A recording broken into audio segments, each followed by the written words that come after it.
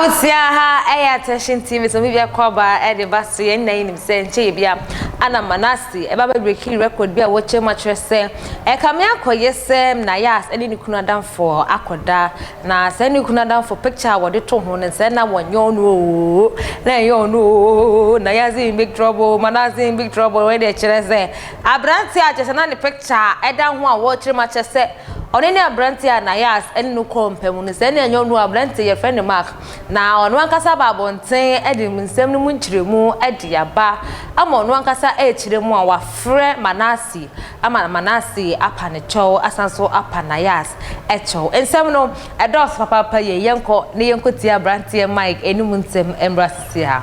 But before then no my yenko hana yene Mr. Mike enkonkodi nkomo Mr. Mike mbacha mo akwaba yenya minya mbacha what me nkan yipa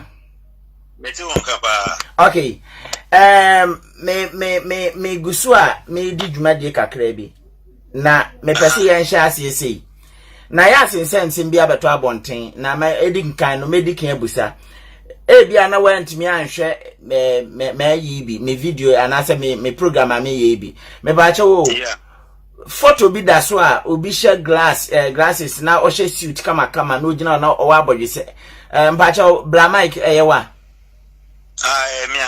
Okay. Mike, okay, medase. Na so ya Nayas mfonyin bi a etwa guwa ho. Na ye de wo na ato ho. Ye de wo atoto photo no audio no ho say wo na ye fro owura mpa cha o. Photo ye da so Mike, but one ye san fro owura na. There be a frame owura. Okay. A frame owura. The frame Michael. Okay, you're from Michael. Okay, wadaro ma me the photo no 1 2 3 be beto so ma wo se ba ko she suit a ye check bisa red and white be a black be da no say eno so wa photo a me say black and white ba ko me say black and white. Okay. And ba ko so no ba ko so me say black and I'm say glasses. Okay. Green glasses. Okay. All right. Wadaro ma unim Nayas na wahu ne da na unim no kwan benso. David, the chene say Nayas many say kura hu ne da a lifetime. Kofi de sabi yen na ye nipa yi na e wokruma Hamburg de sabi yen na edi ni ho. Na ne yire beba no woni me kura di won komoda. Ne ye fan for airport. Okay. Eno kam so ye bomb by say yire beba. Okay. If it's an yire ba me nshia woni ne yire da. Onfa ne nchia me da. Me nko ko fifie da. Me nshia me nim Nayas me hu me lifetime da. What I say? Enti me ni bibi titru bia fa Nayas me nim ne ho hwe. Na bra Mike, obi a wonhu Nayas da. Na yesi Nayas ni obi akwa akotwempena ene emu ade a eye den na wo mom na wo photo circulate ekofa asemu yaba. Eye obi ena de me picture atage Nayas. Obi na de me picture atage Nayas because owura no ye okoye saade no o Hamburg ya okọ Roman adosu ye baba e wo yi atuna omumienu na ye bo omudi wo mu no.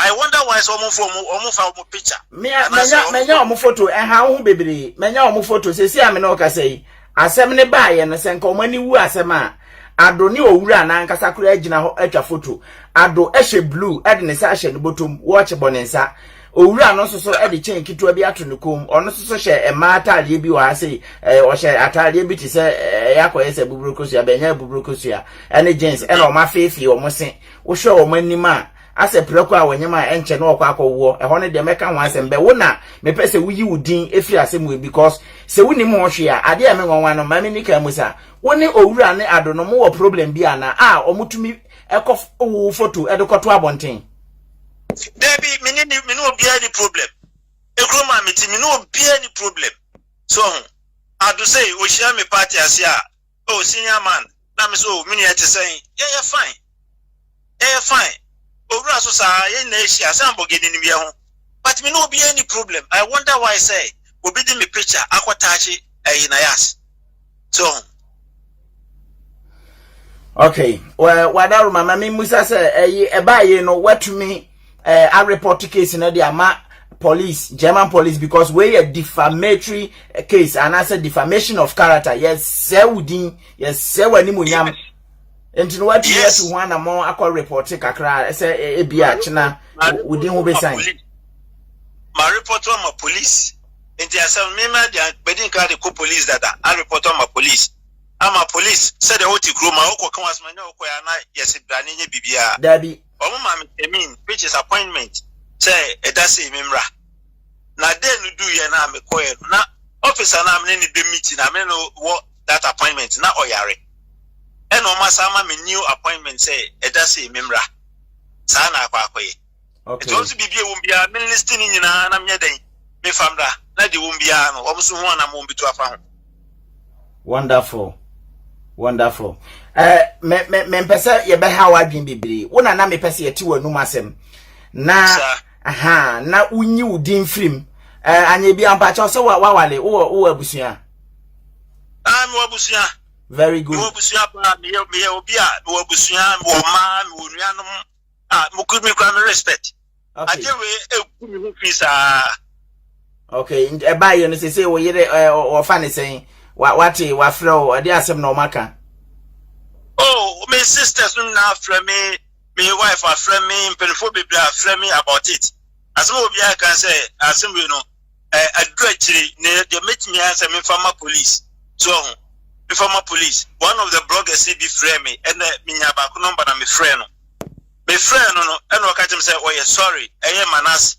Me friend Manasseh, and early in the morning. Manasseh, no so you sorry. Yes, me friend Manasseh na no. Enti Manasseh when the dis audios ne man now enti went me nya badaye kura mpo anwene se obi nua ba obi na ne maame ne Nayas enti Manasseh edo Nayas a wone se mpo ne Nayas wa se mpo a enti nko betimi edi na wusei so Manasseh ne breki saa ade no Manasseh na de betu dwa woni sister ni problem bia obi fraud this ade na ma no na chese wagisika atimi ahwe nyame anim ade abeto abonten eguga nanim ase kwa say na Ghana for tie. Yes. Oh. Hey. Menene ka so sorry obekwa obeyi afri honum. I'm saying no, a creative problem be papa where dey mesrawo baby na Nayas or the saying baby Manasseh will be am encheno because it's becoming too much. Manasseh te internet yi so nipa anim guasie nkwa ne hia ade beche an kwa kubofo ade beche monkofa we mreme montage we na ate chese ensema hu hia nipa anim guasie nkwa na ohwehwe momma yen mesebo modern minim se unim ne yesa we dada but Manasseh ade we ya wa yenti mayenche no wo pama ne yapa mo afri Ghana wadwane a oba ya wabenya asalama na wode te hanom wo se wote yi Portugal se hen enti won nwene ho den na Nayas de aye o de se Manasseh afa na opa wo chewo enti de hwehwemu na oye ya o de wo photo kota che sa audio no ene de Manasseh na epa wo chewo Abusia ha ay Attention TV so Facebook and YouTube and yewo subscribe follow on Facebook on YouTube subscribe like comment and share name notification bar no so if my number is 054 83029885 ni na University Foundation friend na one no extreme come Attention TV we inspire you more me da sisa da ne da o Attention TV ya crown